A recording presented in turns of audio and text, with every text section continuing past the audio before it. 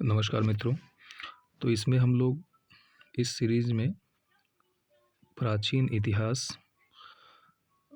जो है शुरू करने जा रहे हैं। और प्राचीन इतिहास में जो सबसे स्टार्टिंग का जो चैप्टर है, भारतीय प्रागैतिहासिक संस्कृतियों की विशेषताएं। इसमें हम लोग प्रागैतिहासिक संस्कृतियों मतलब के बारे में पढ़ेंगे। ठीक है, इसमें पाषाण काल वगैरह सब इसी में है। तो आइए शुरू करते हैं। तो प्रधान संस्कृत टीलों में कई महत्वपूर्ण पुरातत्वीय संस्कृतियां उत्तरोत्तर पाई जाती हैं, या कई पुरातत्वीय संस्कृतियों का प्रदर्शन तो है, पर उनमें केवल एक संस्कृति प्रधान होती है, केवल एक महत्वपूर्ण संस्कृति पाई जाती है। एक प्रमुख धार्मिक स्मारक का होना अनिवार्य है। देखिए, जो प्रधान जो सांस्कृतिक टीले हैं, टीलों का मतलब ये होता है कि जब वहाँ पे कहीं पे भूमि की जो है खुदाई की जाती है, तो वहाँ पर हमें कई संस्कृतियों के साक्ष्य मिलते हैं। उन संस्कृतियों में कोई एक जो संस्कृति होती है वो प्रधान होती है। तो इसका आंसर हो जाएगा आपका बी। ठीक है, अब आइए इसके बारे में कुछ डिटेल में जान लेते हैं। एक प्रश्न के साथ साथ हम लोग कई प्रश्न का भी यहाँ पे अध्ययन करेंगे। टीलों के नीचे पुरानी बस्तियों एवं संस्कृतियों के अवशेष पाए जाते हैं। ठीक है, जो टीले होते हैं वहाँ पे कई संस्कृतियाँ एक साथ पाई जाती हैं, कई बस्तियाँ पाई जाती हैं। ये संस्कृतियाँ कई प्रकार की हो सकती हैं, जैसे एकल संस्कृतियाँ। जैसे अभी अगर हम कहीं खुदाई करेंगे तो वहाँ पे हो सकता है कि केवल हो सकता है कि एकल संस्कृति हो, एक ही संस्कृति मिले, या फिर हो सकता है कई और संस्कृति हो और उसमें एक मुख्य संस्कृति जो है हो, और बहुसांस्कृतिक। तो एकल सांस्कृतिक टीलों में सर्वत्र एक ही संस्कृति दिखाई देती है। कुछ टीले केवल चित्रित धूसर मृदभांड अर्थात पेंटेड ग्रे वेयर संस्कृति का परिचायक हैं। ठीक है, कुछ जो संस्कृतियाँ होती हैं वहाँ पर हमें क्या मिलेंगे, केवल चित्रित धूसर मृदभांड अर्थात पेंटेड ग्रे वेयर मिलेंगे, जिसको हम लोग PGW बोलते हैं। PGW का मतलब होता है पेंटेड ग्रे वेयर संस्कृति का परिचायक है। कुछ सातवाहन संस्कृति के और कुछ कुषाण संस्कृति के हैं। मुख्य यानी प्रधान सांस्कृतिक टीलों में एक संस्कृति की प्रधानता रहती है, और अन्य संस्कृतियाँ जो पूर्व काल की भी हो सकती हैं और उत्तर काल की भी विशेष महत्व की नहीं होती हैं। तो मुख्य सांस्कृतिक टीलों में एक संस्कृति की प्रधानता रहती है, ये बात सही है, और अन्य संस्कृतियाँ जो पूर्व काल की भी हो सकती हैं, उत्तर काल की भी विशेष महत्व की नहीं होती हैं। ठीक है, जैसे अब कहीं पे अगर 2-3 संस्कृतियाँ एक साथ मिल गई तो उसमें जो है पहले पिछले काल की भी जो है कुछ संस्कृतियाँ होंगी, और हो सकता है कोई उसमें एक मेन संस्कृति हो। तो जो पूर्व काल की संस्कृतियाँ होती हैं वो बाद के वर्षों में उतनी जो है महत्वपूर्ण नहीं रह जाती हैं। बहुसांस्कृतिक टीलों में उत्तरोत्तर अनेक संस्कृतियाँ पाई जाती हैं, और जो बहुसांस्कृतिक टीले होते हैं उसमें उत्तरोत्तर कई संस्कृतियाँ आपको मिल जाती हैं, जो कभी कभी एक दूसरे के साथ चलती हैं। रामायण और महाभारत की भांति खोदे गए टीले का उपयोग सांस्कृतिक टीले के भौतिक पक्षों के अध्ययन में किया जा सकता है। टीले की खुदाई दो तरह की जा सकती है। एक आपकी होती है अनुलंबवत और एक होता है क्षैतिज। अनुलंबवत का मतलब होता है लंबवत और क्षैतिज का मतलब होता है इस तरह से। ठीक, नेक्स्ट आपका आता है निम्नलिखित में नवपाषाण युग के स्थलों में हड्डियों से बने औजार कहाँ पाए गए हैं। ठीक है, तो देखिए हड्डियों से जो पाए गए औजार हैं वो आपका है ऑप्शन बी, जिसमें आपका है ए और सी। पहला है गुफकराल और सी है आपका चिरांद। गुफकराल और चिरांद, इन दोनों जगह पर हमें हड्डियों से बने औजार मिलते हैं। अब आइए थोड़ा इसके बारे में डिटेल में जान लेते हैं। इतिहास का विभाजन प्रागैतिहासिक, अद्यैतिहासिक तथा ऐतिहासिक काल 3 भागों में किया जाता है। ठीक है, ये हम जानते हैं। प्रागैतिहासिक का मतलब होता है प्रागैतिहासिक काल की परिधि में नवपाषाणकालीन सभ्यताएं आती हैं। नवपाषाण कालीन निम्न स्थलों से हड्डियों से बने औजार मिलते हैं। देखिए प्रागैतिहासिक जो काल है, प्रागैतिहासिक काल की अगर बात करें तो प्रागैतिहासिक काल में जो है पाषाणकालीन सभ्यताएं आ जाती हैं। पाषाण काल को भी हम लोग 3 भागों में बांटते हैं, जो है पूर्व पाषाण काल, उत्तर पाषाण काल और आपका नव पाषाण काल। ठीक है, या पूर्व उत्तर पाषाण काल को लोग मध्य पाषाण काल भी कहते हैं। तो जो नव पाषाणकालीन सभ्यताएं हैं ना, वो इसी प्रागैतिहासिक काल के अंतर्गत आ जाती हैं। तो जो नव पाषाणकालीन स्थल जहाँ से हड्डियों के औजार बने मिलते हैं, उसमें गुफकराल और चिरांद प्रमुख है। तो गुफकराल की अगर बात कर लें तो यह स्थल आपका कश्मीर प्रांत में पड़ता है, और इसकी खुदाई जो है 1981 में AK शर्मा ने करवाई थी। ठीक है, यहाँ से भेड़, बकरी आदि जानवरों की हड्डियाँ तथा उनके बने उपकरण प्राप्त हुए हैं। जैसे हड्डी की बनी सुई मिली है यहाँ से। यहाँ के उपकरण जो है ट्रैप, पत्थर पर बनी कुल्हाड़ी, बंसुली, खुरपी, छेनी, कुदाल आदि हैं। ठीक है, तो प्रश्न अब यहाँ पे देखिए ये भी बन गया कि गुफकराल कहाँ पे है। गुफकराल आपका है कश्मीर में। इसकी खुदाई कब हुई थी? 1981 में हुई थी। यहाँ से और क्या क्या मिले हैं? यहाँ से भेड़, बकरी आदि जानवरों की हड्डियाँ मिली हैं, तथा इसके साथ ही साथ यहाँ पर ट्रैप, पत्थर पर बनी जो कुल्हाड़ी होती है, जैसे बंसुली हो गया, खुरपी हो गया, छेनी हो गया, कुदाल हो गया आदि मिले हैं। ठीक, अब बात कर लेते हैं चिरांद की। तो जो चिरांद है ये मध्य गंगा घाटी स्थल पर महत्वपूर्ण नवपाषाणकालीन स्थल है, और चिरांद बिहार के छपरा जिले में स्थित है। यहाँ के उपकरणों में, ठीक है, यहाँ के जो उपकरण है, यहाँ के उपकरणों में पालिशदार पत्थर की कुल्हाड़ी मिली है, सिलबट्टे मिले हैं, हथौड़े मिले हैं, हड्डी तथा सींग के बने छेनी, बर्मा, बाण, कुदाल, सुई, चूड़ा आदि ये सभी चीज़ें यहाँ से आपकी मिलती हैं। ठीक है, अब दूसरा आपका आता है सरतारू। तीसरा, ये कहाँ से मिला है? ये गुवाहाटी से 25 किमी दक्षिण पूर्व में स्थित है। ठीक है, इसके ये गुवाहाटी कहाँ पे? ये गुवाहाटी आपका असम में पड़ता है। इसके उत्खनन के दौरान कुल्हाड़ी जैसी सामग्री मिली है। यहाँ से मृदभांड भूरे धूसर रंग के मिले हैं, जिन पर रस्सी का निशान है। ठीक है, यह नवपाषाणकालीन स्थल है। तो यहाँ पे एक चीज़ और पूछेगा कि यहाँ से एक ऐसा मृदभांड मिला है जो कि भूरे और धूसर रंग का है, और जिस पर रस्सी का निशान मिला है।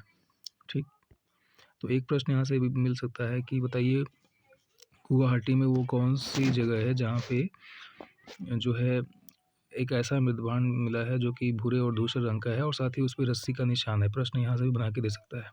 तो वो जगह है आपका सरुतारू। नेक्स्ट आपका है दाउजली हेडिंग। दाउजली हेडिंग भी असम में स्थित है, और यहाँ से 45 सेंटीमीटर मोटे निक्षेप नवपाषाणकालीन लकड़ी की बने कुल्हाड़ी के अवशेष तथा पत्थरों के कुल्हाड़ी, छेनी, सीलबट्टा, ओखली, मूसल तथा हाथ के बने मृदभांडों पर लाल रंग का मुहर देखा जा सकता है। ठीक है, ये देखिए यहाँ पे क्या है, हाथ के बने मृदभांडों के ऊपर लाल रंग का मुहर भी देखा जा सकता है। ठीक, तो यहाँ से देखिए आपके कई क्वेश्चन तैयार हो गए। पहला क्वेश्चन तो ये आएगा भाई चिरांद कहाँ पड़ता है? तो ये चिरांद आपका पड़ता है मध्य गंगा घाटी बिहार में। ठीक, इसके बाद देखिए इसी क्वेश्चन में आपसे ये भी पूछ सकता है भाई गुफकराल कहाँ है? गुफकराल पड़ता है कश्मीर में। सरतरू कहाँ है भैया? ये पड़ता है आपका गुवाहाटी असम में। दाउजली हेडिंग कहाँ है? ये भी पड़ता है आपका आसाम में। ठीक है, बताइए वो मृदभांड जिस पर रस्सी के बने निशान मिलते हैं, जो चित्रित धूसर और भूरे रंग का है, वो कहाँ से मिलता है? वो मिलता है आपका दाउजली हेडिंग से। ठीक, तो देखिए इस तरह से आपके कई प्रश्न तैयार हो गए। गुफकराल की जो है जो हमने अभी पढ़ा था कश्मीर में पाया जाता है, ये कब इसकी खुदाई हुई थी? 1981 में। ठीक है, कौन इसका कराया था? तो AK शर्मा ने। तो इस तरह से आपके कई क्वेश्चन यहाँ से तैयार हो गए। नेक्स्ट आपका है नीचे दिए गए कथन है, 2 कथन दिए गए हैं। पहला है आपका फावड़ा और हंसिया छोटे शस्त्र एवं घोड़ों के लौह उपकरण महापाषाण युग के स्थलों से मिले हैं। ठीक है, मास्की और नागार्जुन कोंडा महापाषाण युग के स्थल हैं। ठीक है, तो फावड़ा और हंसिया छोटे शस्त्र एवं घोड़ों के लौह उपकरण जो है महापाषाण युग के स्थलों से मिले। तो इसमें आइए देखते हैं। कथन ए और कथन दो दोनों सत्य है, कथन 1 और कथन 2 दोनों असत्य है, कथन 1 सत्य है लेकिन कथन 2 असत्य है, कथन 1 असत्य है लेकिन कथन 2 असत्य है। तो इसका आपका हो जाएगा प्रश्न कथन ए। कथन 1 और कथन 2 दोनों सत्य है। भाई देखिए, नवपाषाण युग की समाप्ति के पश्चात दक्षिण में जिस संस्कृत का उदय हुआ उसे हम बृहत अथवा महापाषाण संस्कृत कहते हैं। देखिए होता क्या है कि जब उत्तर में आपका नवपाषाण युग समाप्त हो जाता है, उसके बाद जो है कांस्यकालीन जो कांसा वाली सभ्यता है वो आपका आता है ना। लेकिन जो दक्षिण भारत होता है, दक्षिण भारत में अभी भी उस समय आपका नवपाषाण महापाषाण संस्कृति चलती रहती है। इस संस्कृत के लोग जो है अपने मृतकों के अवशेषों को सुरक्षित रखने के लिए बड़े बड़े पत्थरों का प्रयोग किया करते थे। ठीक है, यहाँ बृहत पाषाण को मोगलिथ भी कहा जाता है। प्रश्न ये भी बनेगा कि मोगलिथ किसे कहते हैं, तो मोगलिथ का मतलब होता है बृहत पाषाण काल। ये कृषि कर्म से भली भांति परिचित थे। इनके द्वारा प्रमुख जो अनाज था वो जैसे चावल है, जौ, चना, रागी, ये सभी जो है ये पैदा करते थे। साथ ही साथ यहाँ पे गाय, बैल, भेड़, बकरी, घोड़े आदि इनके पालतू पशु थे। देखिए यहाँ पे घोड़े भी ये पालते हैं, जबकि हम अब इसके बाद सिंधु सभ्यता पढ़ेंगे तो उसमें सिंधु सभ्यता में हमें घोड़ों के अवशेष, मतलब वहाँ पे घोड़े पालने के अवशेष नहीं मिलते हैं। ठीक है, वे लोहे के उपकरणों का प्रयोग करते थे। समाधियों की खुदाई में विविध प्रकार के लौह उपकरण जैसे तलवार, कटार, त्रिशूल, चपटी, कुल्हाड़ियाँ, फावड़े, छेनी, हंसिया, चाकू, भाला आदि पाए गए। ठीक है, तो इसलिए हमारा दोनों कथन जो है सही हो जाएगा। साथ ही छोटे शस्त्र एवं घोड़ों के लौह उपकरण भी मिलते हैं। यानी ठीक है, यहाँ पे छोटे शस्त्र भी मिलते हैं और घोड़ों के लौह उपकरण भी मिलते हैं, और साथ ही साथ कई प्रकार के जो है उपकरण मिलते हैं जिसमें, ठीक है, जिसमें आपने तलवार है, कटार है, त्रिशूल है, चपटी, कुल्हाड़ियाँ हैं, फावड़े, छेनी, हंसिया, चाकू, सब। ठीक है, ध्यान देना है। महापाषाण युग से संबंधित बहुत से महापाषाणिक स्थल मिले हैं, जिसे कर्नाटक में है मास्की, ब्रह्मगिरी, हल्लूर, तथा आंध्र प्रदेश से आपका नागार्जुन कोंडा, कदम्बपुर आदि महत्वपूर्ण आपके स्थल मिले हैं। ठीक है, देखिए एक चीज़ ध्यान देना होगा यहाँ पे, कर्नाटक से कौन से जो है कर्नाटक में कहाँ किस किस जगह पे महापाषाणकालीन स्थल मिले हैं। पहला है आपका मास्की, ब्रह्मगिरी, हल्लूर। ठीक है, ये 4 है, हो गया आपके 3, मास्की, ब्रह्मगुरु गिरी और हल्लूर। ठीक है, कर्नाटक से। उसके बाद आंध्र प्रदेश में जाएंगे तो नागार्जुनी कुंड, कदम्बरपुर। ठीक, नागार्जुनी कुंड और कदम्बरपुर, ये आंध्र प्रदेश से। आइए आगे चलते हैं। इसमें ताम्रपाषाण युग का कौन सा स्थल राजस्थान में स्थित है? सोनगांव, चंदौली, एरण, गणेश्वर। तो आइए इसका देखते हैं।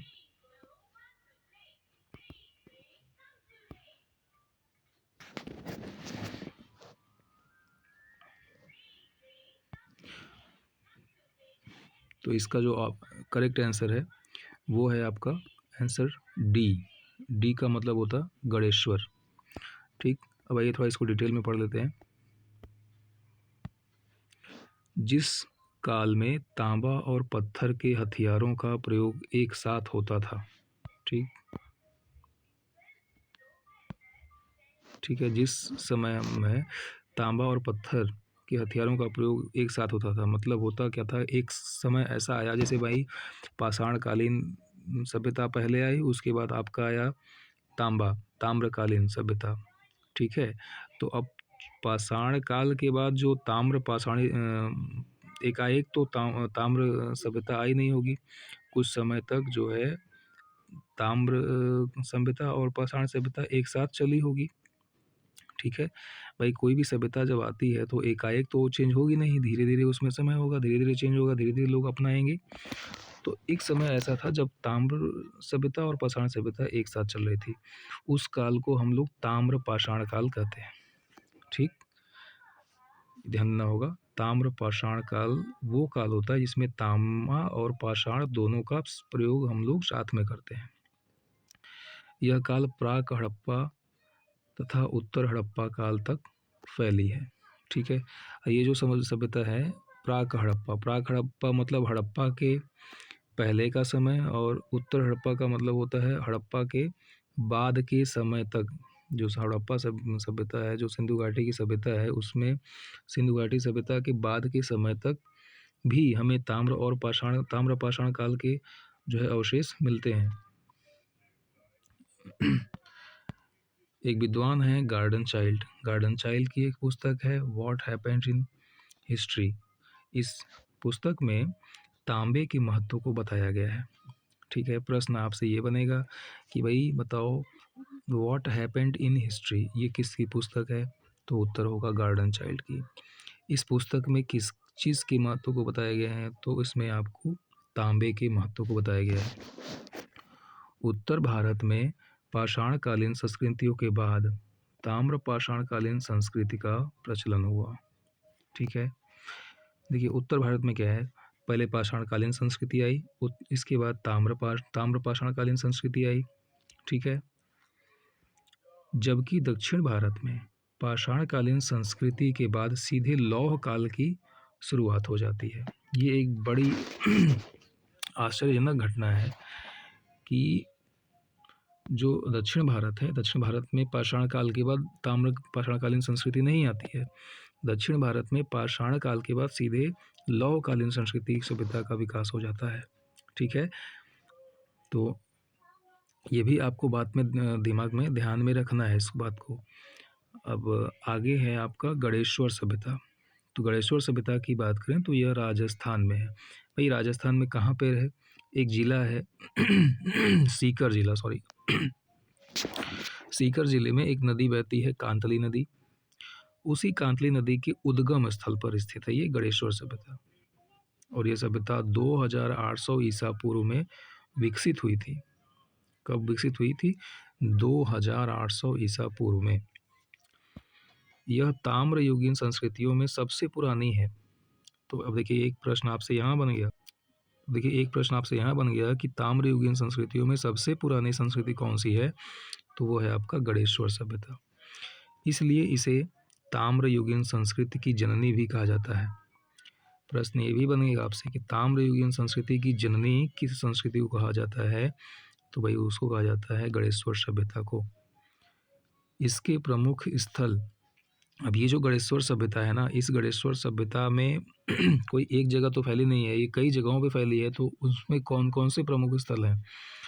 तो ये इसमें है अहाड़, गिलुंद, मरमी, बालाथल। ठीक, इसका उत्खनन 1977 में आरसी अग्रवाल और विजय कुमार ने किया।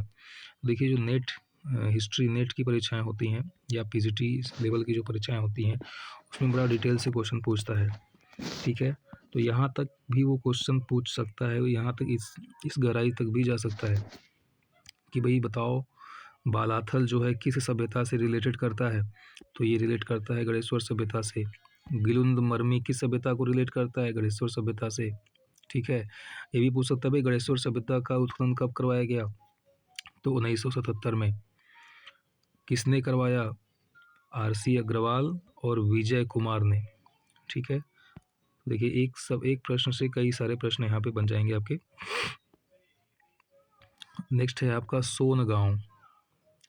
यह ताम्र पाषाणकालीन स्थल जोरवे संस्कृति के अंतर्गत आता है।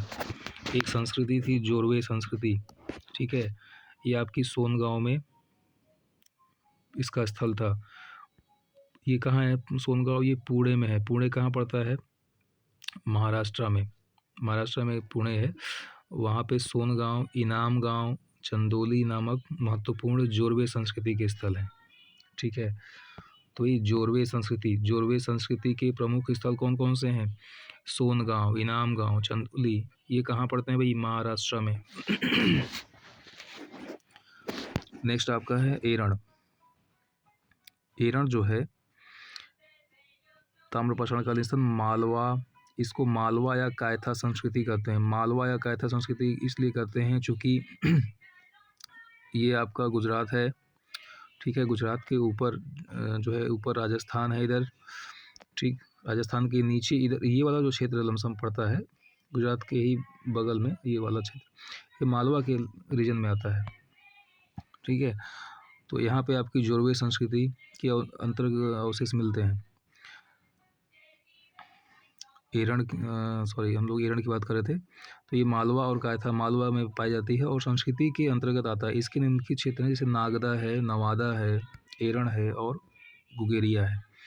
तो भाई प्रश्न क्या बनेगा? प्रश्न बनेगा कि भाई बताओ एरण नागदा, नवादा और एरण ये किस सभ्यता से हैं? ये भाई तो ये आपके मालवा या कायथा संस्कृति के अवशेष हैं, ठीक है। गुगेरिया ये सभी मालवा संस्कृति या कायथा संस्कृति से रिलेट करते हैं। इसका अध्ययन किसने किया? बी.एस. वाकणकर। किसने किया? बी.एस. वाकणकर। याद करने का तरीका है, इसमें देखो रण आया है, इसमें भी कण आया है, रण कण से याद कर लो, एरण कण वाकणकर जिसमें आए, ठीक है। तो इस तरह से अपना इसको याद कर लेना है। नेक्स्ट, और देखिए ये सभी क्वेश्चन जो है बड़े इंपॉर्टेंट हैं। देखिए कहीं ना कहीं किसी न किसी एग्जाम में आए। जैसे अभी मध्य अगला क्वेश्चन है आपका, मध्यपुरा पाषाण काल के पाषाण उपकरण बने थे। मध्यपुरा पाषाण काल, पहले तो आपको ये समझना है मध्यपुरा पाषाण काल क्या है, ठीक है। देखो जो पूरा पाषाण काल है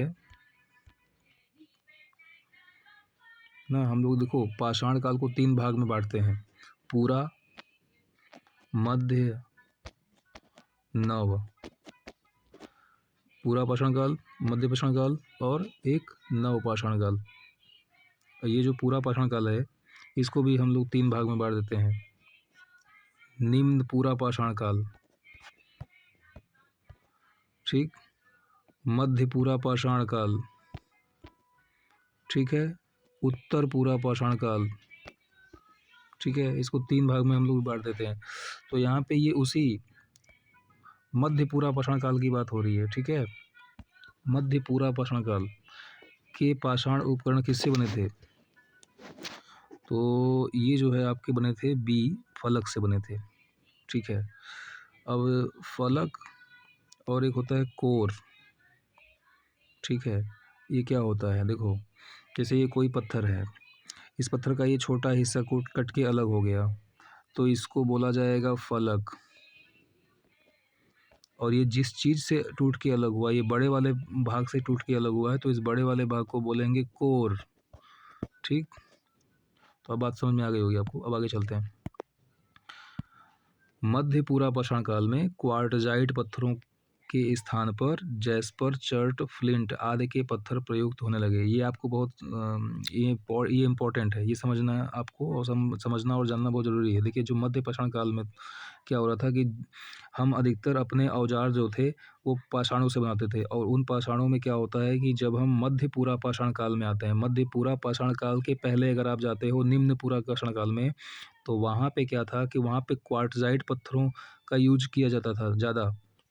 लेकिन जब हम मध्य पूरा पाषाण काल में आते हैं तो वहाँ पे जैस्पर, चर्ट और फ्लिंट ये थोड़े महंगे पत्थर होते हैं, कीमती पत्थर होते हैं, इनका प्रयोग किया जाने लगा। इस समय उद्योग मुख्यतः शल्क से बनी वस्तुओं का था। शल्क मतलब फलक।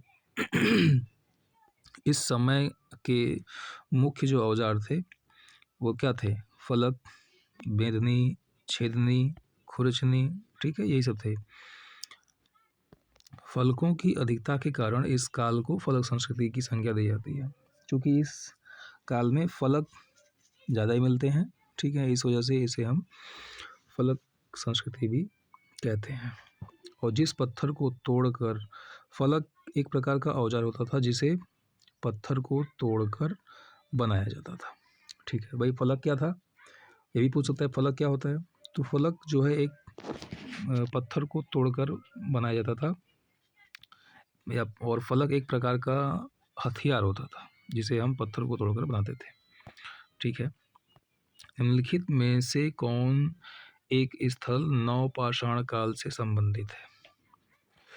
तो नव पाषाण काल से संबंधित जो स्थल है आपका वो है आपका सिनुआर। ठीक है,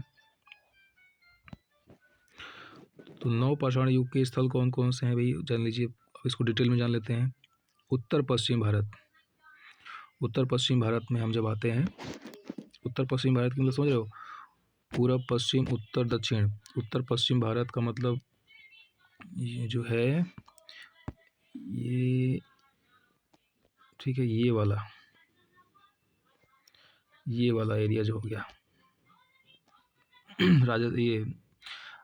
आपका राजस्थान, पंजाब, हरियाणा, ये सब जो आता है, पाकिस्तान, ये सब जो है उत्तर पश्चिम भारत में। तो इसमें बलूचिस्तान, ठीक, कौन कौन, बलूचिस्तान में जब हम आएंगे तो उसमें हमें मिलेगा मेहरगढ़, किले गुल मोहम्मद, राना घुंडई, जलीलपुर, सराय खोला। ठीक, इसको जब आप 2 बार 3 बार 4 बार पढ़ोगे तो अपने आप ये चीज़ें आपको याद हो जाएंगी। ठीक है, कोई चीज़ एक बार पढ़ने से समझ नहीं आती है, तो और हम लोग साथ में ही पढ़ेंगे। ठीक, नेक्स्ट आता है कश्मीर में। कश्मीर में जो है आपका है झेलम घाटी, बुर्ज होम और गुफ कराल। ठीक, तो ये नाम आपको याद करना पड़ेगा। कुछ फैक्ट तो आपको याद करना ही पड़ेंगे भाई। उत्तर पश्चिम में कौन कौन से, बलूचिस्तान पड़ता है, बलूचिस्तान में आपके मेहरगढ़ है, किले गुल मोहम्मद, राना घुंडई, जलीलपुर, सरायखोला। कश्मीर में झेलम घाटी जो है, झेलम घाटी में बुर्ज होम और गुफ कराल। देखिए गुफ कराल का नाम एक बार भाई पहले आया था, फिर आ गया, बुर्ज होम भी है। ठीक है, अभी आगे पढ़ेंगे तो फिर आएगा, तो जितना पढ़ेंगे चीज़ें रिपीट होंगी और वो आपके दिमाग में सेट होती जाएंगी। उत्तरी भारत में आते हैं, तो उत्तरी भारत में देखिए पड़ता है आपका उत्तर प्रदेश में कोल्डिहवा, बड़ी इंपॉर्टेंट जगह है। उत्तर प्रदेश में ही एक और जगह है आपका महगड़ा। बिहार में एक जगह है चिरांद, बिहार में एक जगह है सेनुआर। तो देखिए बिहार में 2 जगह हो गई, चिरांद, सेनुआर। ठीक है, कोल्डिवा कहाँ पर, ये भी प्रश्न ऐसे पूछ सकते हैं भाई, कोल्डिवा कहाँ पे है, उत्तर प्रदेश में। मगड़ा किस राज्य में पड़ेगा, उत्तर प्रदेश में। ठीक है, तो इस तरह से भी आपसे प्रश्न बन सकते हैं।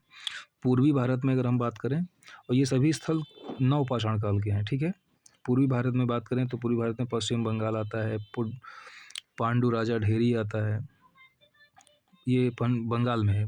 पांडु राजा ढेरी कहाँ पे है, पश्चिम बंगाल में है। सरतरु अभी आपने पढ़ा आसाम में। फिर है मारकडोला, ये भी आपका पड़ेगा आसाम में। ठीक, अब आते हैं प्रायद्वीपीय भारत, मतलब बीच में। तो इसमें है आपका ब्रह्मगिरी, हल्लूर, कोडेकाल, कूपगल, मास्की, संगनकल्लू, नागार्जुन कोंडा, पिकलीहल व उतनूर। ठीक है, पयमपल्ली है एक तमिलनाडु में। ठीक, तो आइए नेक्स्ट प्रश्न है हमारा, भीमबेटका में किस काल से पाषाण चित्रों का बनना प्रारंभ हुआ। ठीक है, जो हमारा भीमबेटका है, भीमबेटका आपका मध्य प्रदेश में पड़ता है। तो यहाँ से किस काल से पाषाण चित्रों का बनना प्रारंभ हुआ, तो वो आपका पड़ता है मध्य पूरा पाषाण काल से। मध्य पूरा पाषाण काल से जो है पाषाण चित्रों का बनना शुरू हो गया था।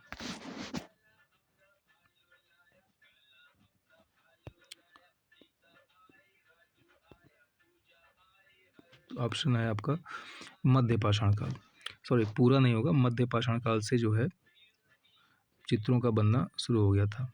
ईसा पूर्व 9000 के आसपास आपका मध्य पाषाण काल लगभग शुरू हुआ। भारत में मध्य पाषाण काल के विषय में जानकारी सर्वप्रथम 1867 में हुई, जब CL कार्लाइल ने विंध्य क्षेत्र से, कहाँ से, विंध्य क्षेत्र से लघु पाषाण उपकरण खोज निकाले। तो सबसे पहले मध्य पाषाण काल के उपकरणों को खोजने वाला जो व्यक्ति था उसका क्या नाम था, CL कार्लाइल। कब खोजा उसने, 1867 में। इसके पूरा स्थल जो थे वो राजस्थान, गुजरात, उत्तर प्रदेश, पश्चिम बंगाल, महाराष्ट्र, आंध्र प्रदेश, कर्नाटक एवं मध्य प्रदेश से प्राप्त हुए हैं। ये चीज़ें आपको, ये फैक्ट याद करना पड़ता है कि मध्य पाषाण काल के जो अवशेष हैं वो कौन कौन से जो है क्षेत्रों से मिले हैं। तो इसमें देखिए राजस्थान है, गुजरात, उत्तर प्रदेश, पश्चिम बंगाल, महाराष्ट्र, आंध्र प्रदेश, कर्नाटक, मध्य प्रदेश। ठीक, तो 1 2 3 4 5 6 7 8 8 राज्य हैं। मध्य प्रदेश में एक जगह है पंचमढ़ी। पंचमढ़ी के निकट मध्य पाषाण युग के 2 शैलाश्रय मिले हैं। ठीक है, शैलाश्रय का मतलब होता है शैल धन आश्रय, मतलब शैलों में आश्रय लेने वाले जो जगह होती है उसको शैलाश्रय बोलते हैं, मतलब निवास जगह होता है, जिनका नाम जम्बू द्वीप और डोरोथी द्वीप है। उसका नाम भी रख दिया गया है, जम्बू द्वीप और डोरोथी द्वीप। मध्य प्रदेश की भीमबेटका से प्राप्त पाषाण चित्र एवं शैल चित्र मध्य पाषाण युग के द्योतक हैं। ठीक है, मतलब मध्य पाषाण युग की जो है वो निशान है और उसको प्रमाण भी देते हैं, प्रमाणित भी करते हैं वो। तो देखिए जम्बू, तो प्रश्न ये भी बन सकता है कि जम्बू द्वीप और जो डोरोथी द्वीप है ये कहाँ पड़ेगा, तो भाई ये पड़ेगा आपका मध्य प्रदेश में। कहाँ पर? पंचमढ़ी के निकट। ठीक है, ये जम्बू द्वीप और डोरोथी द्वीप जो है, जो स्थल है वो किस कौन से युग के हैं? तो मध्य पाषाण युग के। ठीक है, और मध्य पाषाण युग की का जो पहला उपकरण है, सर्वप्रथम उपकरण किसने खोजा? तो CL कार्लाइल ने। कब खोजा? 1867 से।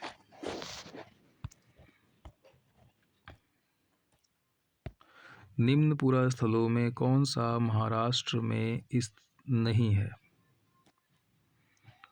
ठीक, तो उत्तर है आपका डी, माहेश्वर, मतलब कि नेवासा, दायमाबाद और इनामगांव, ये तीनों महाराष्ट्र में है। महाराष्ट्र में कौन नहीं है? तो माहेश्वर नहीं है। ये अब माहेश्वर के बारे में और सभी के बारे में जान लेते हैं। माहेश्वर मध्य प्रदेश के खरगोन जिले में स्थित है। माहेश्वर कहाँ पे है? माहेश्वर मध्य प्रदेश में। माहेश्वर से मध्य प्रदेश। एक ऐतिहासिक नगर है तथा प्रसिद्ध पर्यटन स्थल भी है। यह नर्मदा नदी के किनारे पर बसा है। किस नदी के किनारे पर बसा है माहेश्वर? नर्मदा नदी।